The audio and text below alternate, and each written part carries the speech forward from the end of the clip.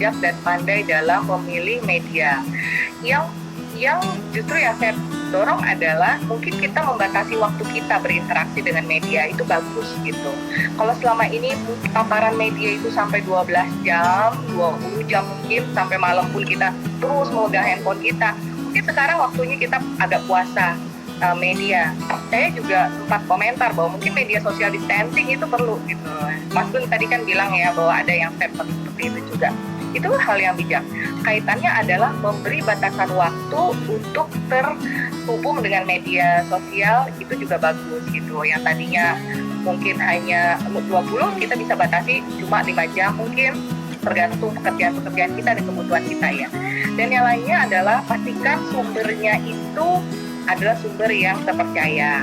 Kalau misalnya kita ragu terkait dengan sumber tersebut, maka biarkan berita itu sampai di kita saja, nggak usah di-share lagi. Biarkan sampai di kita saja, lebih baik kita tidak men-share dibanding kita men-share kemudian menyesal gitu. Karena kan banyak sekali, sekarang kita sudah dilindungi dengan undang-undang ITE kan, yang kemudian juga bisa beresiko malah kepada kita sendiri. Nah, seperti itu. Jadi pembatasan jam waktu terpapar media sosial, kemudian pastikan sumber medianya, sumber informasinya, lalu kemudian juga kalau kemudian kita ragu dengan sumber itu, lebih baik berhenti di kita saja beritanya, tidak perlu kita share. Itu menurut saya adalah satu hal yang bijaksana, karena itu juga didasari atau atas sikap kritis kita terhadap segala informasi yang berkembang saat ini.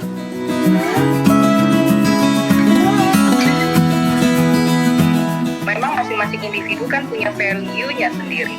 Kalau di masing-masing negara, kalau kita bicara dalam konteks negara, mereka punya value yang diyakini oleh negaranya itu sendiri. Tapi kalau kita bicara konteks individu, Indonesia misalnya, masing-masing orang di Indonesia pun juga punya value-value-nya sendiri. Budayanya juga, budaya daerah bisa beda, di dalam daerah itu sendiri punya nilai yang berbeda di dalam individunya gitu. Nah, kalau kita bilang misalnya contoh Belanda ataupun negara yang tadi kemudian jadi minum vodka atau dia mengantri ganja, memang ada satu hal yang menarik ya, ketika orang menyadari bahwa dia sudah rasanya gitu ya berada di ujung kehidupan, kemudian dia akan mencoba satu hal yang tidak pernah dia coba lakukan sebelumnya gitu.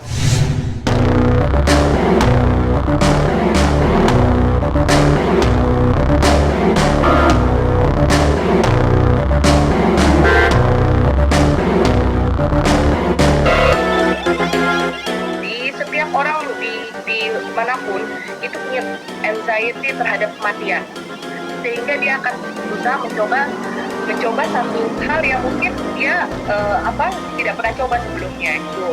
Itu alasannya. Tapi kalau Indonesia, kalau kita lihat konteks Indonesia yang merupakan budaya timur, dan tadi kan perbandingannya dengan Belanda dan negara yang ada di Eropa yang sifatnya lebih individual, kemudian budayanya barat, mereka lebih pada kebutuhannya pribadi. Tapi kalau Indonesia biasanya masih lebih memikirkan apa kebutuhan dia dan keluarganya, dia dan kelompoknya, seperti itu.